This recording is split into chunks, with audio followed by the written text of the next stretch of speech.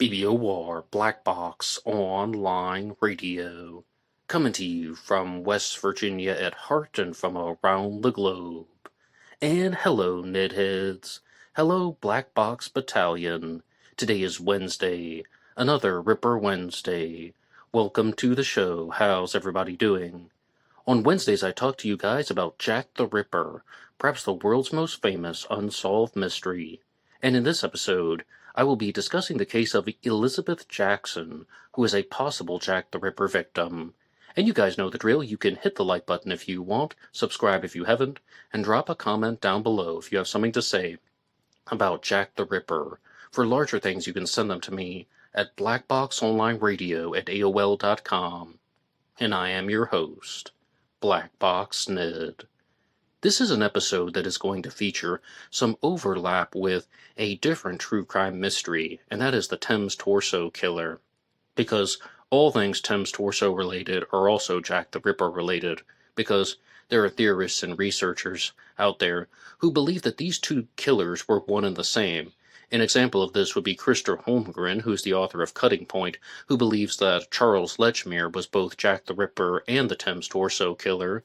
And there's another book out there by R. Michael Gordon called The Thames Torso Murders of Victorian London, where he proposes that Jack the Ripper and the Thames Torso Killer were an individual named Severin Klasovsky, and that Klasovsky went on to commit another set of homicides called the Borough Poisonings. But it's important to note that Klasovsky went by the alias George Chapman, and he was convicted for the Borough Poisonings. But if he were Jack the Ripper, the Thames Torso Killer, and the Borough Poisoner, he would be one of the most evil men in history. But this episode is going to focus on the murder of Elizabeth Jackson, and I've wanted to make this episode for quite some time. About 7 months ago, I made 2 episodes that were discussing some similar subjects, and I've really wanted to make an episode on Elizabeth Jackson because she is the only victim of the Thames Torso Killer who has been properly identified. I made one episode where I was discussing a video from Debunk File called The Forgotten Five, where they were claiming that the victims of Jack the Ripper had mostly been forgotten to history. And I don't agree with that at all. And I actually received a comment from longtime BBOR follower Dave Smith, who says, "Then there's the torso victims. They don't even have names aside from poor Elizabeth Jackson. And she died within a year of Annie Chapman, not only lost her life, but also that of her growing baby. Her remains had to have been identified by her mother." And, I mean, it's absolutely, absolutely tragic and saddening.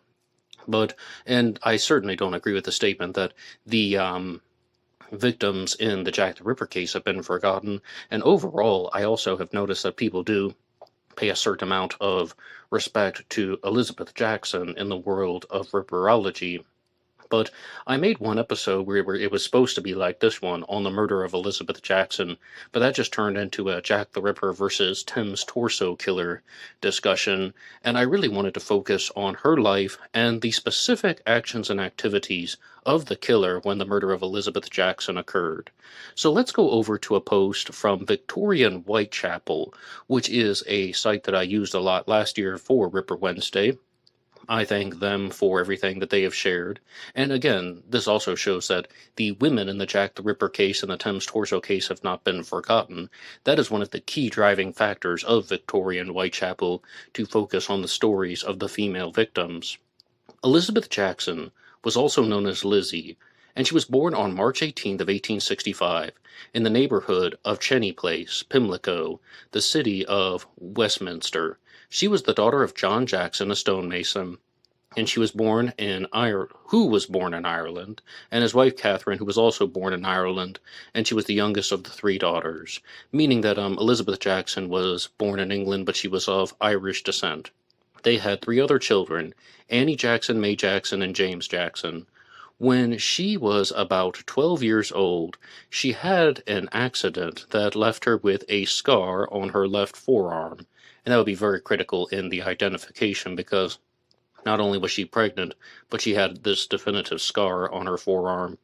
In 1881, when she was 16, She had gone out to work as a domestic servant in the neighborhood of Chelsea. She had been described as of excellent character until, in November of 1888, something happened which occasioned her leaving her job and her home. Thereafter, she had been living in various common lodging houses in the vicinity of Chelsea. Her last known address was at 14 Turk's Row, which was near the Chelsea barracks. It was there that Lizzie and her sister Annie had a nasty row, and the latter accused the former of picking up men for immoral purposes. In November of 1888, Elizabeth Jackson was well known to the local police, and she took up and casually met a Cambridgeshire man, a 37-year-old millstone grinder named John Faircloth, who was born in 1853, so he would be considerably older than her, but not overly older, only about 8 years older, with whom she moved to Ipswich in 1889. He said they met in a public house at the corner of Turk's Row. She told him that she had been living with a man named Charlie, but the relationship was over. The pair parted ways on April 28th, and Faircloth was going off to Croydon in search of a job. Mary Minter, a family friend of Elizabeth's, gave her an Ulster coat not long before she disappeared. Catherine Jackson saw the only daughter on one day or 2 days before she was murdered in Queen's Road, Chelsea, and the two spent time together. Lizzie was a 24-year-old homeless prostitute about 8 months pregnant and living in London's Soho Square at the time of her murder in 1889. And once again, I don't want this to turn into any type of victim blaming or victim shaming. No matter what her circumstances were, she did not deserve to be murdered, and as we're going to see with the Thames Torso Killer, very, very savagely mutilated. And I'm going to start doing this on a lot more of the episodes by saying that this episode will contain graphic content and some very heinous descriptions. That whole listener discretion advised warning will come up, and it should go without saying with Jack the Ripper and the Thames Torso Killer, but these are some very sickening things. On Tuesday, June 4th of 1889, in the morning, one package containing portions of a woman's body was found by two boys, as witnessed by waterside laborer John Regan at George's Stairs, and this is at Horselydown. But I think that the best description, though, of what happened to Elizabeth Jackson can actually be summed up in a different way, and this is also on June 4th of 1889. A female torso was found in the Thames, and more body parts were soon found in the Thames the next week. The Times reported on June 11th that remains were a left leg and a thigh that were found on a Tuesday off of Battersea, and the lower part of the abdomen was found at Horselydown. On Thursday, the liver was found near Nine Elms at Battersea Park, and the neck and shoulders were also found at a different location. On Friday, the right foot and part of the leg were found at Wandsworth, and the left leg was found at Limehouse on Saturday, and the left arm and hand were found at Bankside, and the buttocks and pelvis were found at a different location off of Battersea, and the right thigh was found at a Chelsea embankment. So as we're going to see, very, very specific mutilations, very, very heinous mutilations. Elizabeth Jackson was completely cut apart. And Deborah Riff appeared on an episode of the Rippercast, and she wanted to give her analysis, because one thing that seems very, very clear and apparent about the Thames Torso Killer is he seems to know a lot about dissection. This isn't just cutting out somebody's organs the way that Jack the Ripper did in the streets of London, where some people even think, to this day, that the Ripper was just standing over the women, stabbing them with his knife, dragging it down, and then sticking his hand in and just grabbing whatever he could, whether it was a kidney or the uterus. But with the Thames Torso Killer, there's absolutely no way of escaping it. These women were severely mutilated, but in a dismembering way. And, I think the case of Elizabeth Jackson is absolutely on point with that. And the comments that were made by Deborah Riff is that there was also a handkerchief that was inserted into the buttocks of Elizabeth Jackson, and it was about 8 inches square, or just an 8-inch handkerchief was inserted into her rectum. And she proposed that this might have actually been somebody who was not a medical doctor, but a butcher or a horse slaughterer, because when they would perform these types of, butcherings, they would do something called plugging, which was to insert the cloth into the rectum for their own purposes. But another possibility was brought up is that this was something that could have also been done by an abortionist. And it was also something that wouldn't have been unheard of if, say, for example, Elizabeth Jackson, who was pregnant, had gone to see an illegal abortionist, and the abortionist inserted it there, the handkerchief, as part of a medical procedure and then betrayed her. Although Deborah Riff didn't seem to think very highly of the abortionist theory because she pointed out that the other victims in the Thames Torso case, even though we don't know them by name, but there's no evidence that they were pregnant, and they were reported as not being pregnant at the time. So this would just go to show that maybe this is more likely a horse slaughterer. But I have to give credit to Robert McLaughlin, who's the author of the first Jack the Ripper victims' photographs, and he pointed out that a major difference between Jack the Ripper and the Thames Torso Killer is that the Thames Torso Killer seems to have had access to a private residence or a private workplace location where these dismemberings could have occurred, whereas the Ripper wouldn't have needed anything like that. The Ripper's committing his crimes either on the streets of Whitechapel or in a private bedroom like Mary Kelly's room at 13 Miller's Court. And the Thames Torso Killer seems to have been someone who might not have been an unfortunate, might not have been a commoner, might not have been just someone roaming the streets looking for prey. This is somebody who either had their own home, their own location, or they had access to one. Maybe it was used for a place of employment rather than a residence. And I completely agree with that observation. And I think that the only thing that would stand out to the contrary is if some way, somehow, some type of very, very poor individual was able to get access to someone else's residence or someone else's workplace without them knowing. Otherwise, it seems to be someone who has some degree of employment. But Robert McLaughlin also points out that the victims were transported with the Thames Torso killings to the best of our knowledge, and this might also suggest that the person had access to a vehicle, such as a carriage, or, that's what they brought up, but I was also thinking, a cart would be sufficient, somebody who has some type of mobile transport to move the victims' bodies. Again, this also might suggest that this is not exactly someone who is in complete poverty in Whitechapel, but a working individual, butcher, horse slaughterer. So I would like to ask you guys, is there a particular theory that you are leaning toward based on everything that you've heard so far?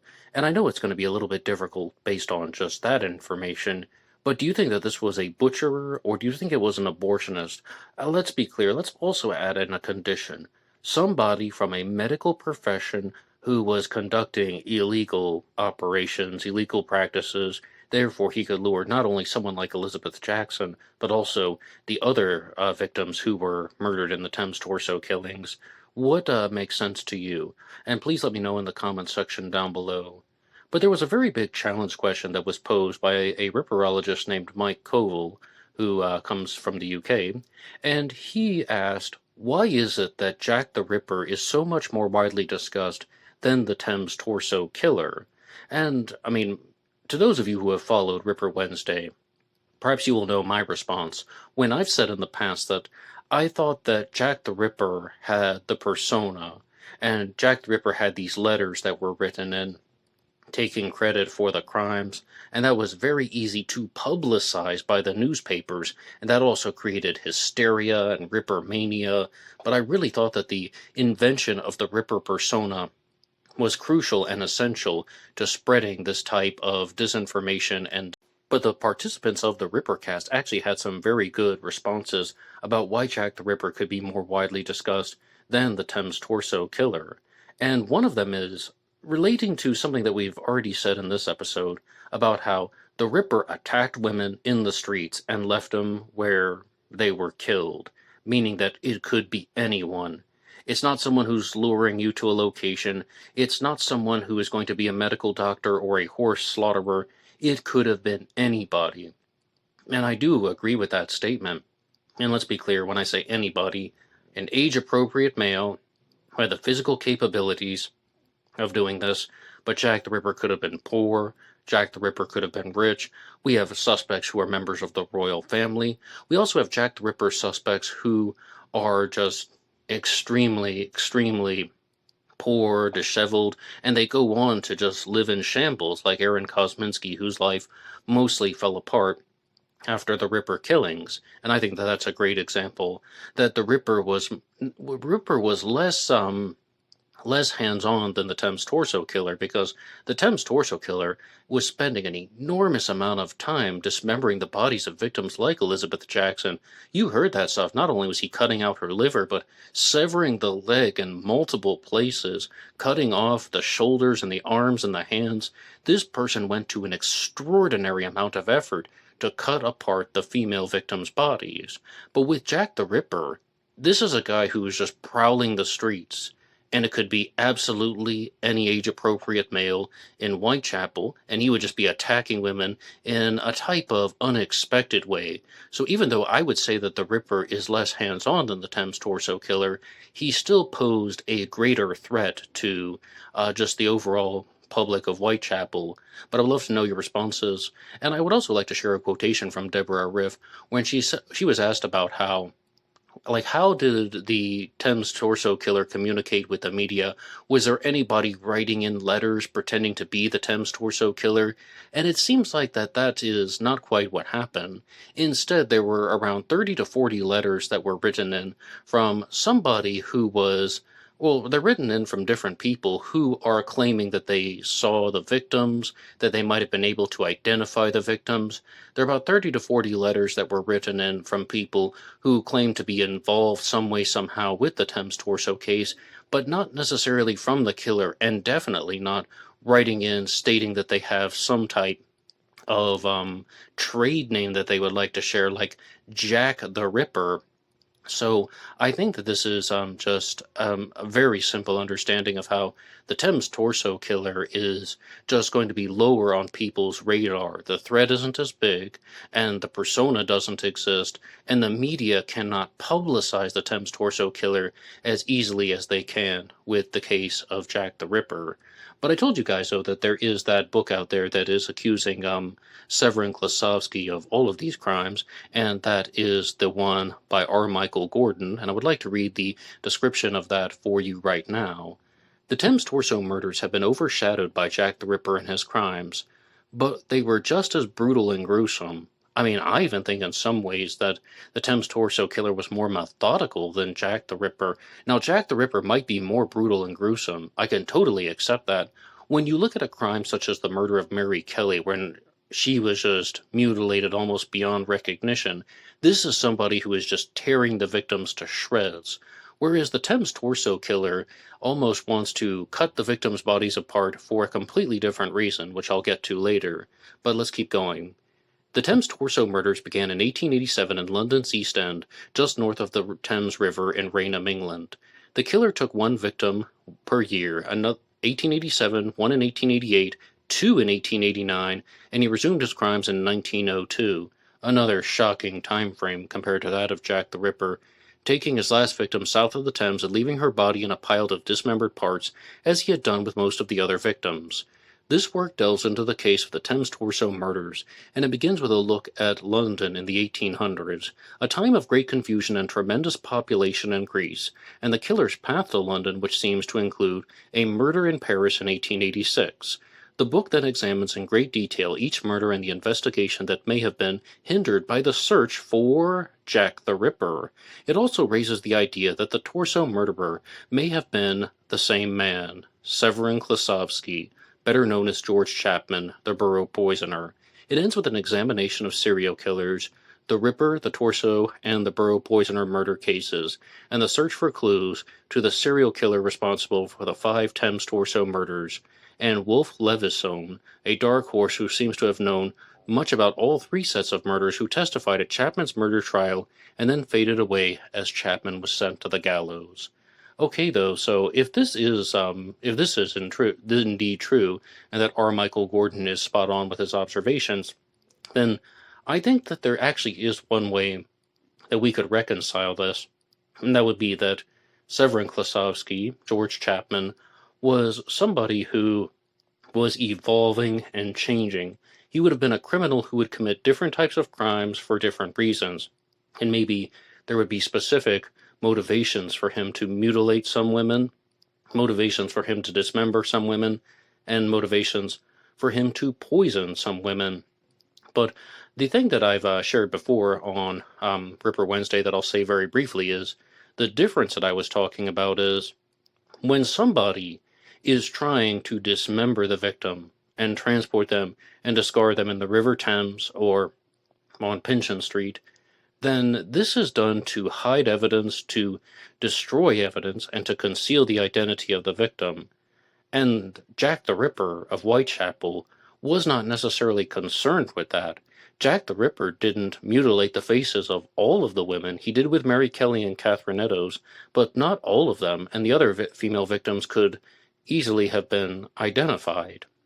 So, with this type of MO, it really seems like there is a different psychological mechanism that is going on with the Thames Torso Killer, and this also appears to be somebody who just isn't completely focused on uh, on trying to just tear women to shreds out of rage. I'm noticing that there's something that is extremely controlled about the actions and activities of the Thames Torso Killer. Notice that he's not called the Thames Torso Ripper.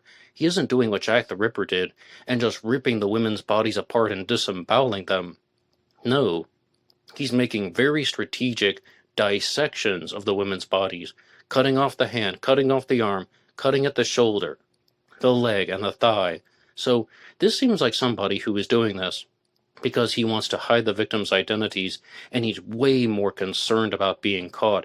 That is the biggest difference, I think, between Jack the Ripper and the Thames Torso Killer is the Thames Torso Killer seems to be way more worried, higher in trait neuroticism compared to that of Jack the Ripper.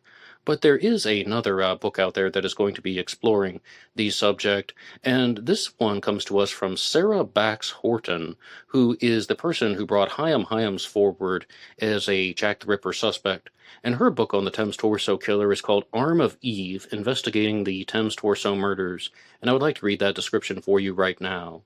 Jack the Ripper is often called the world's most notorious unidentified killer, but he was not the first modern serial killer on the streets of London. Before him was another murderer who hunted from the River Thames, one arguably more sadistic and mercurial. The Thames Torso Killer had always lurked in the Ripper's shadows, despite the fact that he murdered and dismembered at least 4 people over 2 years. He started to kill in 1887, 1 year before Jack the Ripper, and his last murder occurred in 1889, almost 10 months after the death of Mary Kelly. In Arm of Eve, Sarah Bax Horton conducts her own investigation and uses modern criminal profiling to come up with her own suspect, a known criminal who knew the River Thames like the back of his hand. And I absolutely would love to go through both of these books because I think there is a lot that we can learn about Jack the Ripper and also about how different true crime theorists are thinking. But in regards to the case of Elizabeth Jackson, it appears that she was under some very unfortunate circumstances, but that only means that she was someone who would have been in the company of different men. A man could have lured her to a location for any reason. It doesn't necessarily mean that it was a butcher, it doesn't necessarily mean that it was a doctor, and it definitely doesn't mean that she was trying to get an abortion and this abortionist betrayed her, or that this is some type of doctor who's putting on a ruse to lure the women to his medical office and then dismembering them. I mean, something like that is possible, but it isn't necessarily the absolute go-to theory. Or how about phrasing it this way? We have insufficient evidence that this killer was a medical doctor and an abortionist. And I guess I'm leaning more toward the butcher and horse slaughterer type of killer in this particular case. But again, I'm going to turn it over to you guys. What do you think about that statement that there was this handkerchief that was inserted into her rectum, and that was a plugging technique that was used in slaughtering? Or do you think that that was something that a medical doctor would have done, staging the fake abortion? What I think that is very apparent, though, to me is I'm going with 2 killers in the Jack the Ripper Thames Torso killer angle. Very different types of crimes, very different time frame. Oh my goodness, did you hear that thing, though, in all of these discussions on the time frame? 1887 to 1889, then possibly a hiatus until 1902. That means that this killer is operating much less frequently than Jack the Ripper. This killer also seems to have a different personality and different reason for committing the crimes than Jack the Ripper. Whereas, it seems like the Ripper experienced a period of mania that went into a descent into madness between August 31st of 1888 and November 9th of 1888, where he is mutilating women, but he's mutilating them in their midsections mostly, as well as their feminine parts. This seems to be somebody who has some type of animosity toward women, and he wants to take out his rage on women almost in a psychotic way, whereas the Thames Torso Killer seems to be much more calculated, much more neurotic, and also the Thames Torso Killer seems to be doing this to hide the identity of the victims, and it was mostly successful. Elizabeth Jackson is the only victim of the Thames Torso Killer to have been identified. So I'm just seeing two different killers here, but I would love to go through this possibility on how Severin Klosowski could have been the Thames Torso Killer and the Ripper, because if any suspect could have been, I think it would have been him. And he's just a suspect that I need to explore more for Ripper Wednesday. And I will just leave it at that. And I would love to know your responses to all of these things. And I would also like to let you guys know that there is a new segment that has been added for Black Box Online Radio that is on the Black Dahlia murder. Once again, it just seems to happen that I'm going to be talking about some very heinous cases where women have been cut apart, and it's definitely not the cozy stuff, but that's what we explore on Black Box Online Radio. And I've always said, if we're going to talk about human behavior, we have to learn everything. If we're going to talk about history and unsolved mysteries, we have to learn everything. We can't only learn the warm and fuzzy parts. But on Thursdays, I'll be doing a regular segment about the Black Dahlia murder, the murder of Elizabeth Short, and there will be a new episode in that series coming out tomorrow. And there are also segments on this channel about D.B. Cooper, JonBenet Ramsey, and most famously, the Zodiac Killer. And if you want to support all of these efforts, you can go over to buymeacoffee.com, buymeacoffee.com/blackboxned88, and that allows you to make a donation or contribution to help the show, and anybody who makes a donation will get a shout-out on Zodiac Monday. And I'll see you guys tomorrow for Dahlia Thursday. Until next time.